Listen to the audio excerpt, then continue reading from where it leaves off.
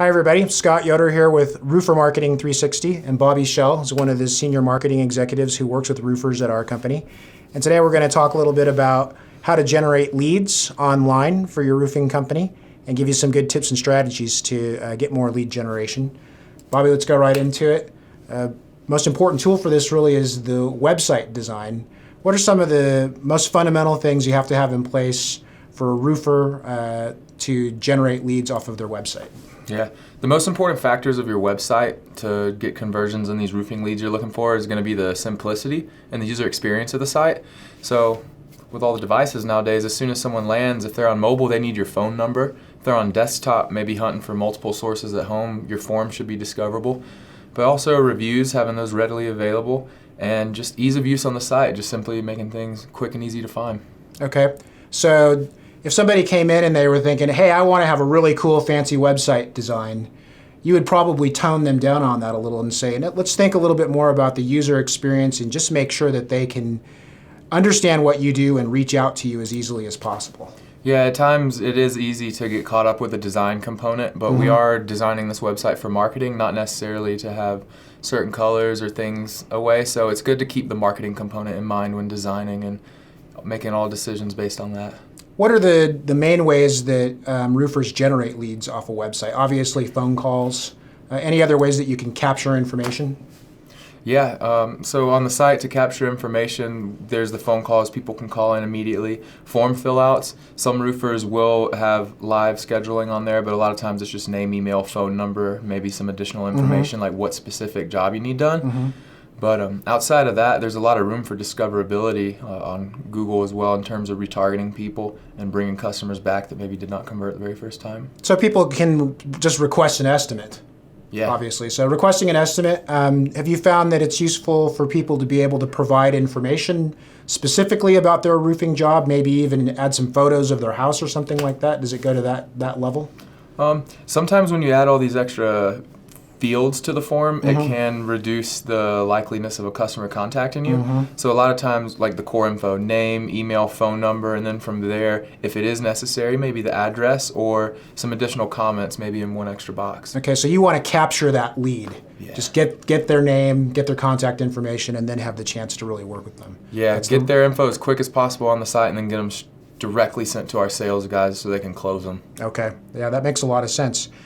How important is it nowadays to have a mobile-friendly design? Well, if you don't have a mobile-friendly design, you're creating a lot of issues for your scalability of your business. Most customers are discovering businesses nowadays on the mobile phones with Siri and running mobile searches.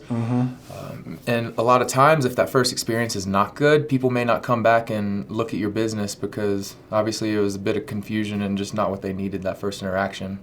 Yeah, I think some of the data is almost to the point that more than half of people out there are doing these kinds of searches on a mobile device. So mobile responsive design, super important. Very. So Bobby, in terms of having the website found, people go on Google, they do a search. There's really kind of two types of search marketing that you can do. One that you pay for to get positioned and one that kind of happens organically. Can you just talk a little bit about how those two different types of search placement work and what the strategies are to get found there? Yeah, so with paid ads, you pick keywords that you want to bid on that are quality for your business and then create ad copy and send people to your site. So you got to pay for those. It's a great way to get started and get business immediately. And those are the ones you see at the very top of the search results. Yeah, those are the top 3 to 4 kind of ads. Sponsored results. Okay? Yeah. And next, the SEO component we're talking about, you need to optimize your site and have a continual strategy creating content, and that's how you can improve your organic ranking. One thing that does support the organic ranking just below the paid ads is Google Maps as well, having a profile on there, and that activity in generating reviews will also have great positive impact on your organic ranking. Okay, so say I'm a roofer in Dallas, Texas. And that's the keyword, roofers, Dallas, Texas. Do I need to repeat that keyword 1,000 times all over my site in order to rank for search? No, that's called keyword stuffing. Keyword stuffing. And it's actually a black hat thing. Back in the day, people would cover their websites with keywords just hidden and no one would see it, and they'd be ranking day one, just boom, showing up. Now Google will penalize you for that. They'll even blacklist your site, derank you, and you might even have issues fixing that. So there needs to be unique written content. It's not something you can just pump out. It takes some creativity. And what's the nature of that content? Is it just kind of a brief explanation, or how do you develop content that helps you rank better for those keywords? Yeah. So people, a lot of times whenever they're searching for a roofer, they're trying to fix something, maybe their shingles, get their entire roof redone. It could be repair, replacement. There's different intents people have, like what their specific need is. So you repair roofs, right, but everyone needs something different. So they're typing in these specific needs on Google. And when you create that content, it's good to optimize for all those different intents. That way Google has a great grasp of what you do. So no matter how diverse of a customer you may have looking for your business, you can be discoverable. Okay. And so you're kind of providing information initially on what roofing options there are, what some of the costs may be, that type of thing that people have, and that draws them in so that they find your site and they can convert into a lead. Exactly. Okay, good. Let's see here. Obviously, being able to get referrals, use testimonials, use reviews, that's always big for any kind of contractor. It always has been. What are some of the ways online that testimonials and reviews play a role, and how can roofers use those to generate more new leads? Yeah, testimonials are important. We all consider word of mouth a big factor when it comes to making a decision. So back in the day, before there were these services that did offer the ability to capture reviews, and that's what they focused on, people would hand mash reviews on their site, just type it out, and you could say anything on there. Nowadays, a lot of customers will look at third-party review sources like Better Business Bureau, Yelp, Top Rated Local, places like that. And it's good to leverage reviews on third-party sites because it's not something that you or I as a business owner can edit. It's coming from a real customer. So leveraging that is the most successful way to have testimonials benefit your marketing campaign. The consumers trust online reviews. They trust them pretty well, really, don't they? Yeah. Do you have any tips for people on how they can get people to write reviews? Customers that they've had, and so that they can kind of create that content that helps out?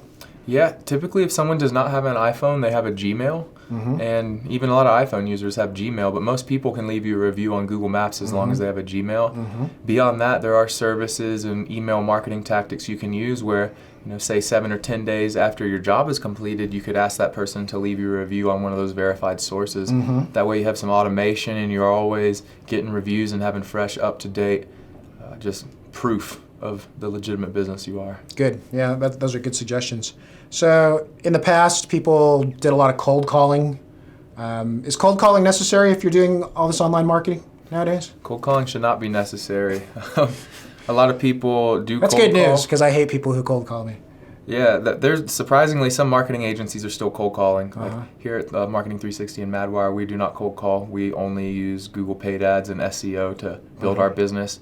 So, if you're running a good campaign, you don't need to cold call. And we have grown quite rapidly by running optimized campaigns. So that would be the best way to invest your time and money. So if you're not into hitting the pavement and knocking on doors at dinner time, making sure you're doing these strategies well is one of the ways to prevent yourself from having to do that work. Maybe not totally. I mean, a hustler may go out and knock on some doors still. But if you're doing this, you can cut down that need quite a bit, huh? Yeah. Yeah, that's great. So not everybody makes a decision right away. They don't just visit a website and say, yep, this is it, I'm hiring these guys. They research, they check things out. They may take weeks, who knows how long, to decide what to do. What are some good ways that a roofer can stay with a lead who's checked out their site so that when they finally make the decision, they're still top of mind, that roofing company?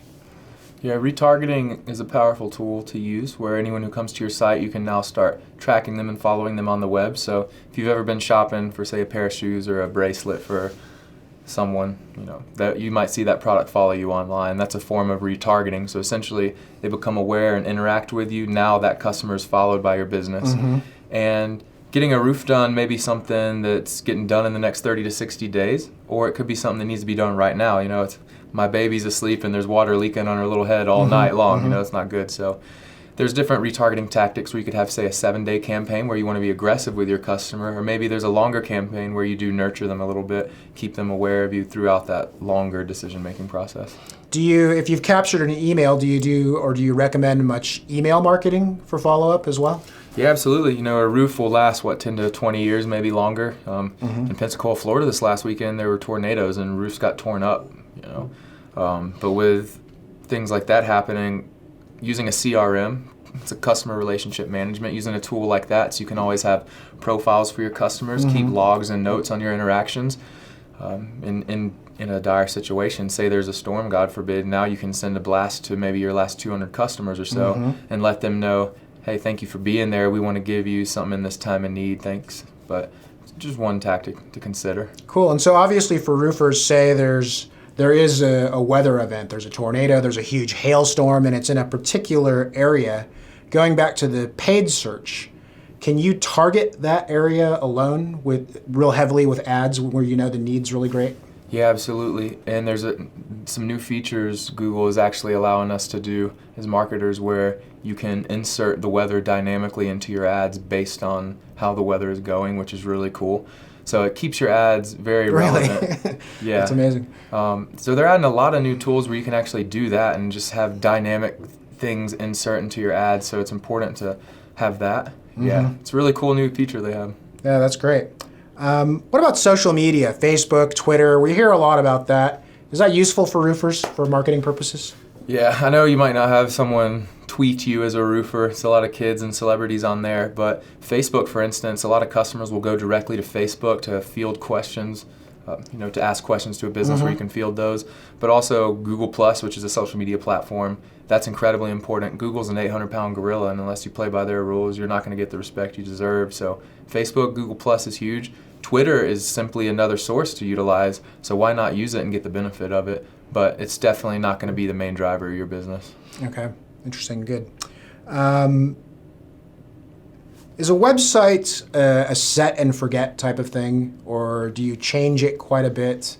What's the process for keeping a website so that it's effective? Yeah, with the website, they do need to be updated every few years.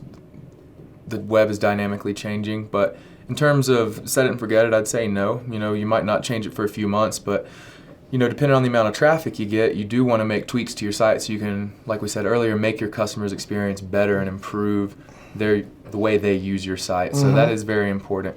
And it could just be making your phone number more available to them, some simple things like that, or even adding a form if you don't have one currently. That way people can quickly reply, and then hopefully you follow up in a timely manner with them. So in other words, if you set something up and it's not really working very effectively, you're going to know it. You're going to know some of the reasons why, and you're going to start making changes based on that data that you have to help you improve your site. So you eventually get to a point where you're really connecting with the leads. Yeah. Yeah, you will start to see a couple of pages on your site of the top performers that really do convert well, and you can start to build funnels for those to make sure customers do end up on those best pages. And websites can't you update a website pretty easily if you want to? Like say you have a special offer or there has been a major weather event and you want to have some content related to that right on your homepage. You can do that does that take months, or can you do that right away? You can do that pretty quick on your sites nowadays with back-end editors and just quick ways to throw it together. There's a lot less code involved. Yeah. And people always kind of want to know this. I don't know what your answer is necessarily going to be, but what does it cost?